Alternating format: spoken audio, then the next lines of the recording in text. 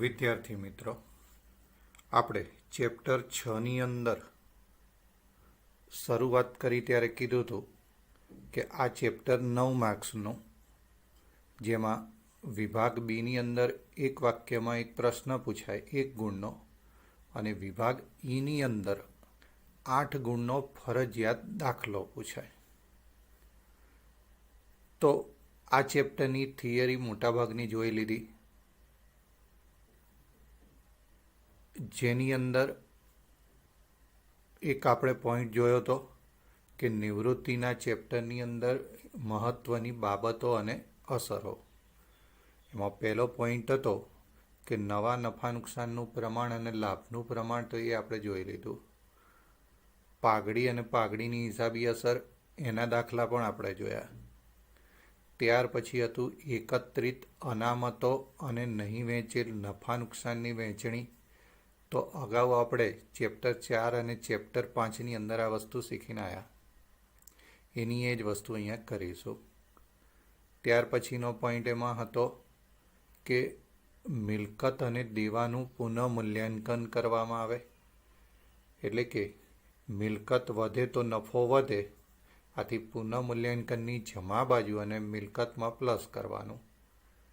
મિલકત ઘટે તો નફો ઘટે, આથી પુનઃમૂલ્યાંકનની ઉધાર બાજુ અને મિલકતમાંથી બાદ કરવાનું. એવી જ રીતે દેવું વધે તો નફો ઘટે, એટલે કે પુનઃમૂલ્યાંકનની ઉધાર બાજુ અને દેવામાં પ્લસ. દેવું ઘટે તો નફો વધે, પુનઃમૂલ્યાંકનની જમા બાજુ અને જે તે દેવામાંથી બાદ કરવાનું. તો અગાઉ ચેપ્ટર 4ની અંદર પુનઃમૂલ્યાંકન ખાતું મેં શીખવાડ્યું હતું, એનું એ જ ચેપ્ટર 5માં આપણે રિપીટ કર્યું. પાછું ચેપ્ટર 6માં પણ એનું એ જ વસ્તુ કરવાની રહે. અને છેલ્લો પોઈન્ટ હતો કે નિવૃત્તની લેણી નીકળતી અથવા ચૂકવવા પાત્ર રકમ નક્કી કરવી અને તેને ચૂકવવી. તો નિવૃત્તિના દાખલામાં નિવૃત્ત ભાગીદારનું મૂડી ખાતું કે ચાલુ ખાતું બંધ કરીએ અને ઉધાર બાજુ જે ડિફરન્સ મળે એને આપણે કહીશું નિવૃત્તની લેણી નીકળતી રકમ અથવા ચૂકવવા પાત્ર રકમ. હવે ધંધામાં જ્યાં સુધી પૂરતી રોકડ હોય તો એ પૂરેપૂરી રોકડમાં ચૂકવી દેવી. પૂરતી રોકડ ન હોય તો તેને લોન તરીકે રાખવામાં આવશે. તો હવે નિવૃત્તિના મોટા દાખલા, જે 8 માર્ક્સના દાખલા વિભાગ ઈની અંદર ફરજિયાત જે પૂછાય છે, એની શરૂઆત કરીએ. આ જે દાખલો છે બોર્ડમાં 2 થી 3 વાર રિપીટ થતો જોવા મળેલો છે. વિરાટ, ધોની અને સહેવાગ 2:2:1ના પ્રમાણમાં નફો નુકસાન વહેંચતા ભાગીદારો છે. સહેવાગ તારીખ 31/3/2018ના રોજ નિવૃત્ત થાય છે. 31/3/2018ના રોજ તેમની પેઢીનું પાકું સરવૈયું નીચે મુજબ હતું. મૂડી દેવા બાજુ વિરાટની મૂડી 60,000, ધોનીની મૂડી 40,000 અને સહેવાગની મૂડી 20,000, એમ કરીને કુલ 1,20,000. આકસ્મિક અનામત એટલે કે નહીં વેચેલ નફો 10,000.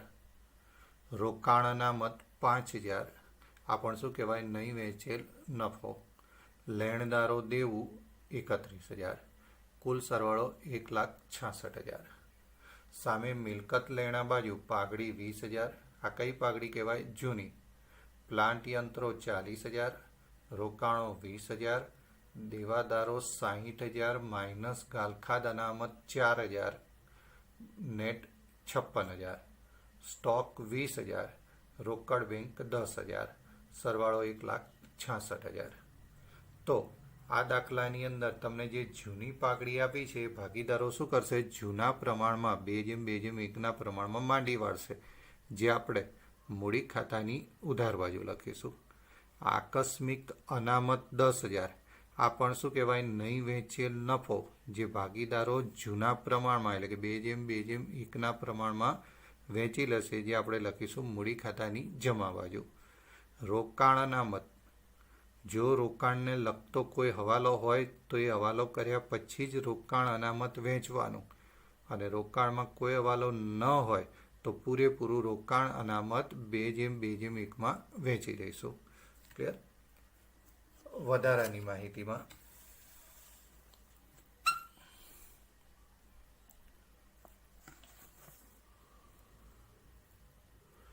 નિવૃત્તિ વખતે નીચે મુજબ વધારાની માહિતી હતી. નંબર 1, પ્લાન્ટ યંત્રોની કિંમત 50,000 અને સ્ટોકની કિંમત 10,000 ગણવી. અહીંયા આપણને પ્લાન્ટ યંત્રો કેટલા આપ્યા હતા? 40,000 અને એની ગણતરી વધારાની માહિતીમાં શું કીધું? 50,000, એટલે કે 10,000 તમારો શું કહેવાય? વધારો, જે પુનઃમૂલ્યાંકનની જમા બાજુ અને મિલકતમાં પ્લસ કરીશું. સ્ટોકની કિંમત 10,000 ગણવી. ચોપડે તમને સ્ટોક આપ્યો તો 20,000 અને ગણવાનો છે 10,000, એટલે કે 10,000 શું થયો? ઘટાડો થયો. પુનઃમૂલ્યાંકનની ઉધાર બાજુ અને પાકા સરવૈયામાં સ્ટોકમાંથી માઇનસ કરીશું. બીજો હવાલો, રોકાણોની કિંમત 16,000 નક્કી કરી. તે રોકાણો સેવાગ લઈ જશે. ચોપડે તમને રોકાણો આપ્યા છે 20,000, એની કિંમત નક્કી કેટલી થઈ? 16,000, એટલે કે 4,000 રોકાણોમાં શું થયો? ઘટાડો થયો. હવે જ્યાં સુધી ચોપડે તમને રોકાણ વધઘટ ફંડ અથવા રોકાણ અનામત આપ્યું હોય તો એમાંથી એ શું કરી દેવાના? 4,000 બાદ કરી દેવાના. તો અહીંયા રોકાણ અનામત કેટલું આપ્યું છે? 5,000. 4,000 જે રોકાણોમાં ઘટાડો થયો એમાંથી માઇનસ થશે. આથી હવે રોકાણ અનામત કેટલું રહેશે? 1,000. આ 1,000 જૂના ભાગીદારો 2:2:1 પ્રમાણમાં વહેંચી લેશે. અને હવે આ રોકાણો ધંધામાં રાખવાને બદલે કોણ લઈ જાય છે? સેવાગ લઈ જાય છે. આથી મૂડી ખાતાની ઉધાર બાજુ આપણે લખીશું રોકાણો ખાતે સેવાગમાં 16,000. તો હવે નવા પાકા સરવૈયામાં રોકાણો દર્શાવાશે નહીં અને રોકાણોમાં 4,000 જે ઘટાડો થયો એ પણ પુનઃમૂલ્યાંકનની ઉધાર બાજુ લખાશે નહીં. લેણદારો પૈકી 10,000 હવે ચૂકવવાના નથી. લેણદારો એટલે કે દેવું. દેવું તમારું 31,000 હતું, એમાંથી હવે 10,000 ચૂકવવાના નથી, એટલે કે દેવું ઘટ્યું, નફો વધ્યો. પુનઃમૂલ્યાંકનની જમા બાજુ લેણદારો આપણે લખીશું 10,000 અને નવા પાકા સરવૈયામાં લેણદારોમાંથી એ 10,000 બાદ કરી દઈશું. ચોથો હવાલો, કામદાર વળતર પેટી 4,000 દાવો નક્કી થયો. હવે ચોપડે તમને કામદાર અકસ્માત વળતર અનામત કોઈ આપ્યું નથી, તો આ પૂરેપૂરું તમારા માટે શું કહેવાય? નુકસાન, ખર્ચ. આથી પુનઃમૂલ્યાંકનની ઉધાર બાજુ કામદાર વળતર દાવો 4,000 અને હજી ચૂકવવાનો બાકી છે. આથી નવા પાકા સરવૈયામાં મૂડી દેવા બાજુ પણ 4,000. પાંચમો હવાલો, દેવાદારો પર 10% લેખે ગાલખાદ અનામત રાખવી. તો દેવાદારો આપણા હતા 60,000. 60,000ના 10% 6,000 ગાલખાદ અનામત રાખવી પડે. તો જૂની ગાલખાદ અનામત આપણે કેટલી રાખી છે? 4,000. નવી ગાલખાદ અનામત કેટલી રાખવાની કીધી? 6,000. એટલે કે જોગવાઈ 2,000 વધી. ગાલખાદ અનામતની જોગવાઈ કેટલી વધી? 2,000. એક અસર પુનઃમૂલ્યાંકનની ઉધાર બાજુ અને બીજી અસર દેવાદારોમાંથી એ 6,000 બાદ કરી દઈશું. પાઘડીનું મૂલ્યાંકન 80,000 નક્કી કરવામાં આવ્યું. એટલે કે અહીંયા નવી પાઘડી કેટલી નક્કી કરી? 80,000. તો આ 80,000માંથી આપણે નિવૃત્ત સેવાગના ભાગની પાઘડી નક્કી કરીશું અને એ પાઘડી ભાગીદારો તેમના લાભના પ્રમાણમાં વહેંચી લેશે. આપણને અહીંયા જો શું માગ્યું? પાઘડી અંગે જરૂરી આમનોંધ. ખાલી જરૂરી આમનોંધ કીધી હોય તો બધી જ આમનોંધ, એટલે કે પુનઃમૂલ્યાંકન, એકત્રિત અનામતો, નહીં વેચેલ નફો, આ બધાની આમનોંધ તમારે લખવી પડે. પણ જ્યારે પાઘડીની આમનોંધ કીધી હોય ત્યારે નિવૃત્તના ભાગની પાઘડીની આમનોંધ તમારે લખી આપવાની. બરાબર? અને જરૂરી ખાતા અને નવી પેઢીનું પાકું સરવૈયું તૈયાર કરો. તો જેમ પ્રવેશમાં આપણે જેમ પહેલું સ્ટેપ હતું જરૂરી ખાતા, પુનઃમૂલ્યાંકન ખાતું, ભાગીદારોના મૂડી ખાતા, રોકડ બેંક ખાતું અને નવી પેઢીનું પાકું સરવૈયું દોરવાનું રહે. જ્યારે નિવૃત્તિના ચેપ્ટરમાં નિવૃત્તની લેણી રકમ રોકડમાં ચૂકવવાનું કીધું ન હોય કે કોઈ સ્પષ્ટતા ન હોય તો તેવા સંજોગોમાં રોકડ ખાતું ન બનાવો તો પણ ચાલે. તો આપણે અહીંયા કોઈ એવી સ્પષ્ટતા કરી નથી. તો અહીંયા આપણે રોકડ ખાતું નહીં બનાવીએ, એટલે કે શું બનાવીશું? પુનઃમૂલ્યાંકન ભાગીદારોના મૂડી ખાતા અને નવી પેઢીનું પાકું સરવૈયું. તો હવે આ દાખલામાં ગણતરી કરી લઈએ. તો પહેલું અહીંયા જૂનું પ્રમાણ તમને કેટલું આપ્યું હતું? તો જૂનું પ્રમાણ 2:2:1. કોણ નિવૃત્ત થાય છે? સહેવાગ નિવૃત્ત થાય છે. તો હવે બાકીના બે ભાગીદારોનું જૂનું પ્રમાણ કેટલું છે? 2:2. હવે આ દાખલાની અંદર નવા પ્રમાણ અંગે કે લાભના પ્રમાણ અંગે કોઈ સ્પષ્ટતા કરી નથી. તો તેવા સંજોગોમાં જૂનું પ્રમાણ એ જ એમનું શું બની જાય? નવું પ્રમાણ. એટલે કે નવું પ્રમાણ તમારું શું બનશે? 2:2 અથવા 1:1. હવે જૂનું પ્રમાણ અને નવું પ્રમાણ એનું એ જ હોય તો લાભનું પ્રમાણ પણ કેટલું કહેવાય?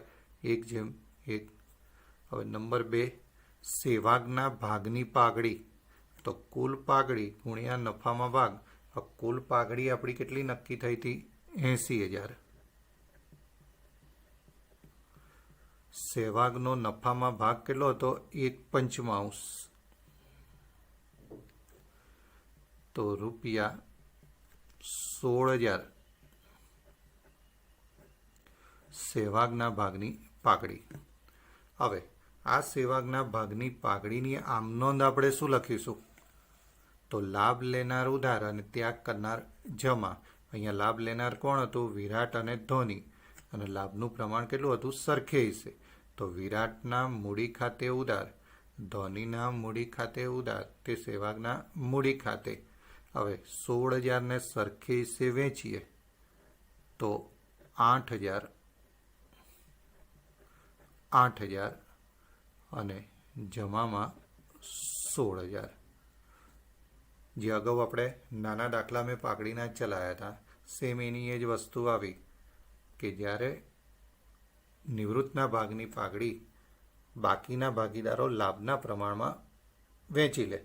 તો અહીંયા 16,000 હતું, લાભનું પ્રમાણ હતું સરખે હિસ્સે, તો 8,000 વેચી લીધા. આથી આપણી આમ નોંધ બની. વિરાટના મૂડી ખાતે ઉધાર 8,000, ધોનીના મૂડી ખાતે ઉધાર 8,000, તે સહેવાગના મૂડી ખાતે 16,000. બાબત જે નિવૃત્તના ભાગની પાઘડી ચાલુ ભાગીદારો વચ્ચે લાભના પ્રમાણમાં ઉધારી. તો આ થઈ આપણી ગણતરી.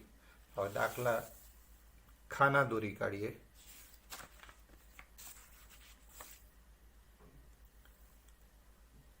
તો આપણું પહેલું સ્ટેપ હતું ખાતાની બાકીઓ ખેંચવી. તો અહીંયા તો આપણે માત્ર મૂડી ખાતું બનાવ્યું છે, રોકડ ખાતું બનાવ્યું નથી. તો મૂડી ખાતાની જમા બાજુ લખીશું બાકી આગળ લાવ્યા 60,000, 40,000 અને 20,000. ઓકે. ત્યાર પછી નહીં વેચેલ નફો ભાગીદારો જૂના પ્રમાણમાં વેચી લે. તો અહીંયા આકસ્મિક અનામત.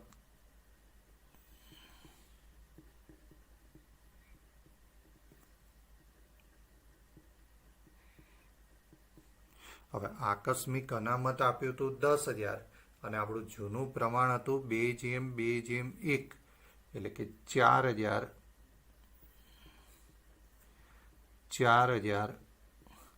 અને 2,000. રોકાણ અનામત એ પણ શું કહેવાય? નહીં વેચેલ નફો. પરંતુ અહીંયા હવાલા નંબર 2 જે આપ્યું હતું એ 2ની અંદર આપણને કીધું કે રોકાણોની કિંમત 16,000 નક્કી કરી. રોકાણો આપ્યા હતા 20, નક્કી થયા 16, એટલે કે 4,000 રૂપિયા શું થયો? ઘટાડો થયો. આ ઘટાડો શેમાંથી બાદ થશે? તો કે રોકાણ અનામતમાંથી. તો હવે રોકાણ અનામત આપણી જોડે કેટલું રહેશે? 1,000, જે ભાગીદારો જૂના પ્રમાણમાં વેચી લેશે. તો મૂડી ખાતાની જમા બાજુ રોકાણ અનામત 1,000 ને 2:2:1 વેચીએ તો 400 અને 200. જ્યારે રોકાણો 6,000 જે ઘટાડો થયો એ હવે પુનઃમૂલ્યાંકનની ઉધાર બાજુ દર્શાવાશે નહીં. હવે આ રોકાણો સહેવાગ લઈ જાય છે. તો મૂડી ખાતાની ઉધાર બાજુ રોકાણો ખાતે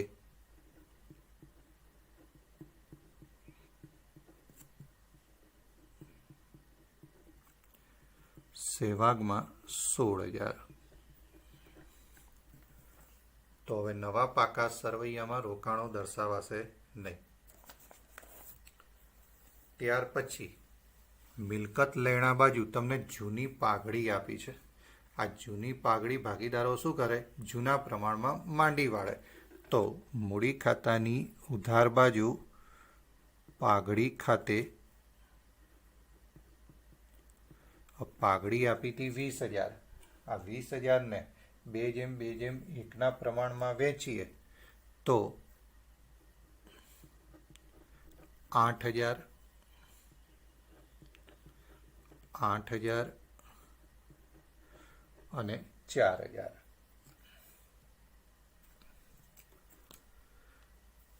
બીજું કોઈ નુકસાન આપ્યું નથી.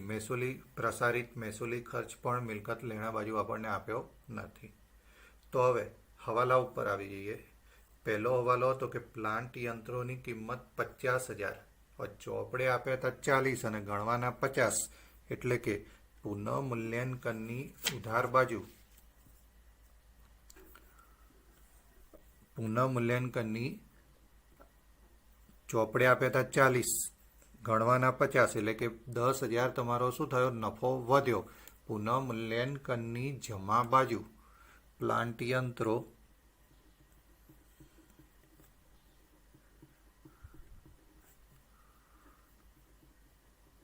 ખાતે 10,000 અને નવા પાકા સરવૈયામાં મિલકત લેણા બાજુ પ્લાન્ટ યંત્રો 40 હતા, 10 વધારો થયો, એટલે કે નવી કિંમત 50,000. ઓકે. સ્ટોકની કિંમત 10,000 નક્કી. તો સ્ટોક આપ્યો છે 20,000 અને ગણવાનો છે 10,000, એટલે કે તમારે 10,000 શું થયો? ઘટાડો થયો. આથી નફો ઘટ્યો. પુનઃમૂલ્યાંકનની ઉધાર બાજુ સ્ટોક ખાતે 10,000 અને નવા પાકા સરવૈયામાં મિલકત લેણા બાજુ સ્ટોક આપણે લખીશું 20 હતો, એમાંથી 10 બાદ કર્યા તો હવે રહ્યા 10,000. બીજો હવાલો, રોકાણોની કિંમત 16,000 નક્કી કરી. જે કિંમતે જે રોકાણો સેવાગ લઈ જાય છે. તો આ હવાલો આપણે કરી ચૂક્યા. એક તો રોકાણ અનામત જે 5,000 હતું એમાંથી 4,000 ઘટાડો બાદ કરીને 1,000 મૂડી ખાતાની જમા બાજુ જૂના પ્રમાણમાં વહેંચી લીધું. અને રોકાણો લઈ જાય છે તો સેવાગના મૂડી ખાતાની ઉધાર બાજુ લખ્યા 16,000. તો આ હવાલો થઈ ગયો. ત્રીજો હવાલો, લેણદારો પૈકી 10,000 હવે ચૂકવવાના નથી. લેણદારો એટલે કે દેવું ઘટ્યું, નફો વધ્યો. પુનઃમૂલ્યાંકનની જમા બાજુ લેણદારો ખાતે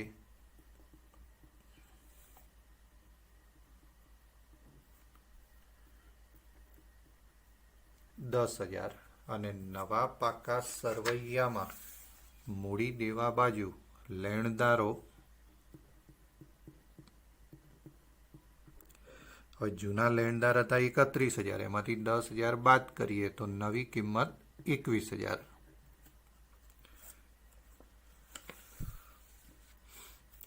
ચોથો હવાલો, કામદાર વળતર પેટે 4,000ની જોગવાઈ એટલે કે દાવો નક્કી થયો.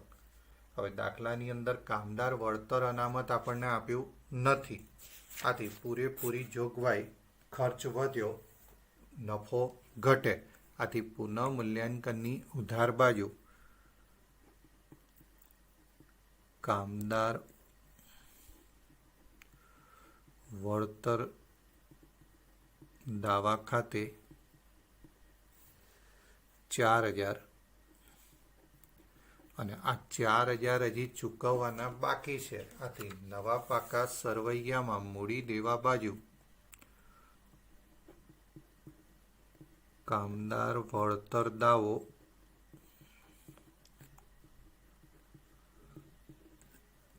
4000.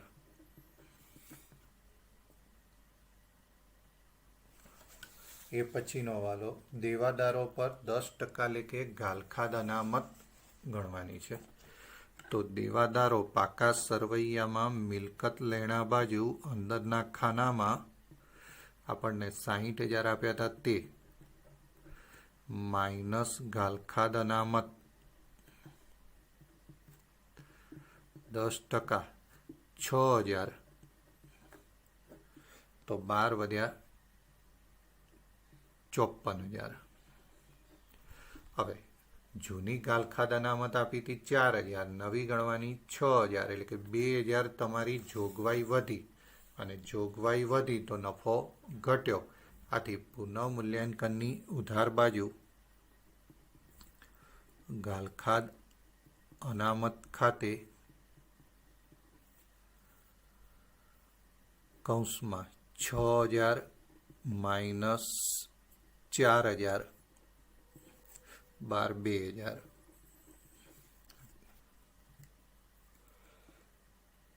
છેલ્લો હવાલો, પાઘડીનું મૂલ્યાંકન 80,000 કરવામાં આવ્યું. આ પાઘડીનું મૂલ્યાંકન 80,000 કર્યું, એમાંથી સેવાગના ભાગની પાઘડી આપણે નક્કી કરી હતી, જે રકમ મળી હતી જરૂરી ગણતરીમાં 16,000. એ પછી આપણે આમ નોંધ લખી હતી, વિરાટના મૂડી ખાતે ઉધાર, ધોનીના મૂડી ખાતે ઉધાર, તે સેવાગના મૂડી ખાતે જમા. તો આની ખતવણી કરતાં ખાસ ધ્યાન રાખવાનું. આપણને શું કીધું, વિરાટના મૂડી ખાતે ઉધાર, તો વિરાટમાં કેટલા ઉધાર કરીશું, 8,000. ધોનીમાં 8,000, સેવાગમાં ડેશ. જ્યારે સેવાગના મૂડી ખાતે જમા, તો સેવાગના ખાતામાં જમા બાજુ આપણે લખીશું 16,000, પણ આ 16,000 પૂરેપૂરા કઈ રીતે લખીશું, 8,000 8,000ના સ્લેબમાં. તો પહેલાં આ રીતે રકમ લખી કાઢવી. હવે જે ખાનામાં રકમ લખી હોય એ સિવાયના ખાનાનું નામ લખવાનું. તો અહીંયા કયું ખાનું ખાલી રહ્યું, સેવાગ. તો અહીંયા વિગતમાં શું આવશે, સેવાગના મૂડી ખાતે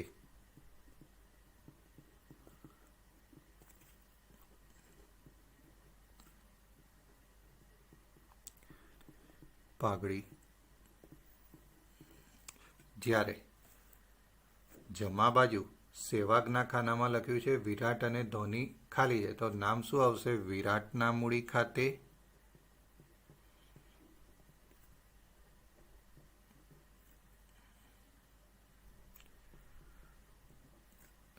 ધોનીના મૂડી ખાતે.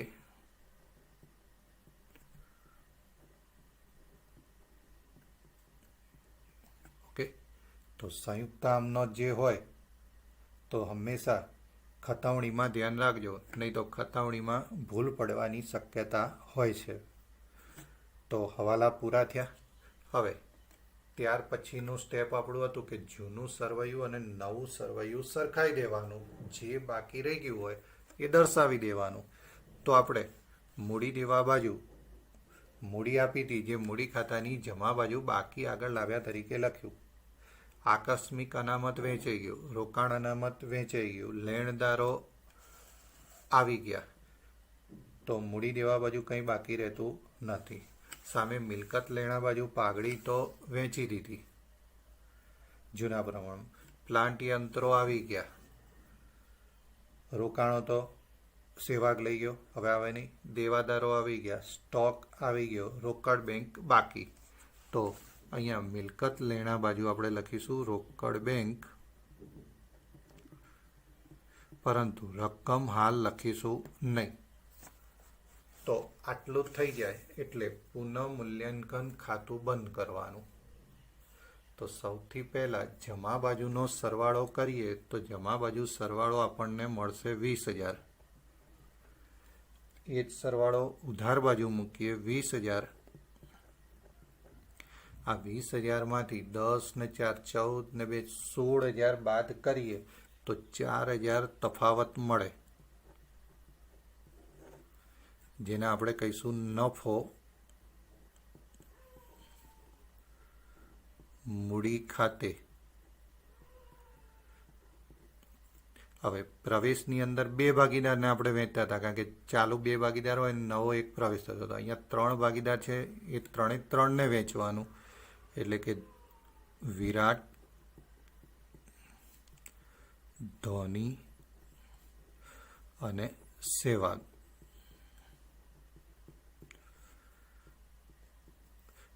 તો 4000ને 2:1 પ્રમાણમાં વહેંચીએ તો આપણને મળશે 1600 અને 400.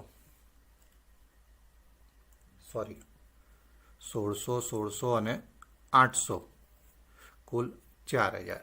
આની બીજી અસર ક્યાં આવશે?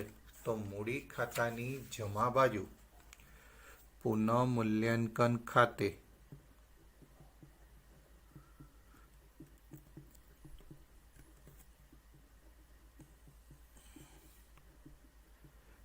નફો 1600 અને 800. હવે મૂડી ખાતામાં સૌથી પહેલા આપણે કોને બંધ કરીશું? તો કે નિવૃત્તને બંધ કરવાનો. અહીંયા નિવૃત્ત કોણ હતો? સહેવાગ. તો સહેવાગનો જમા બાજુનો સરવાળો આપણે કરીશું. 20 ને 4, 20 ને 2 22, 22 ને 8 30, 30 ને 38 ને 39. તો જમા બાજુનો સરવાળો આવ્યો 39. એ જ સરવાળો ઉધાર બાજુ મૂકીએ 39,000. આ 39,000માંથી 16 ને 4 20,000 બાદ કરવાના. તો આપણને 19,000 તફાવત મળ્યો. આ 19,000 જે તફાવત મળ્યો એને આપણે શું કહીશું? નિવૃત્તની લેણી નીકળતી રકમ, ચૂકવવા પાત્ર રકમ. હવે અહીંયા ધંધાની અંદર તમારી જોડે રોકડ બેંક રૂપિયા કેટલા હતા? 10,000. પાકા સરવૈયા મિલકત લેણા બાજુ જો રોકડ બેંક કેટલું આપ્યું છે? 10,000. તો 10,000 આપણી જોડે પડે જ્યારે ચૂકવવાના આવે છે 19,000, એટલે કે ચૂકવી શકાશે નહીં. તો પૂરેપૂરી આપણે શું કરીશું? લોન તરીકે રાખીશું. તો અહીંયા લખીશું લોન ખાતે. અને આ લોન ચૂકવવાની બાકી છે. આથી નવા પાકા સરવૈયામાં મૂડી દેવા બાજુ સહેવાગની લોન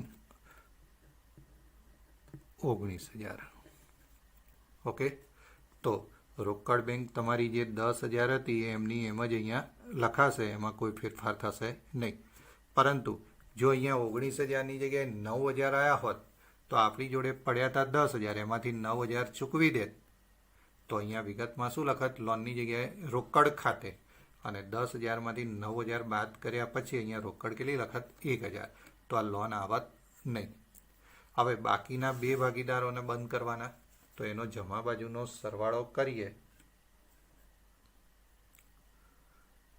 તો 60 ને 4 64, 64 ને 2 66, 66,000 66,000. 40 ને 4 44, 44 ને 46,000,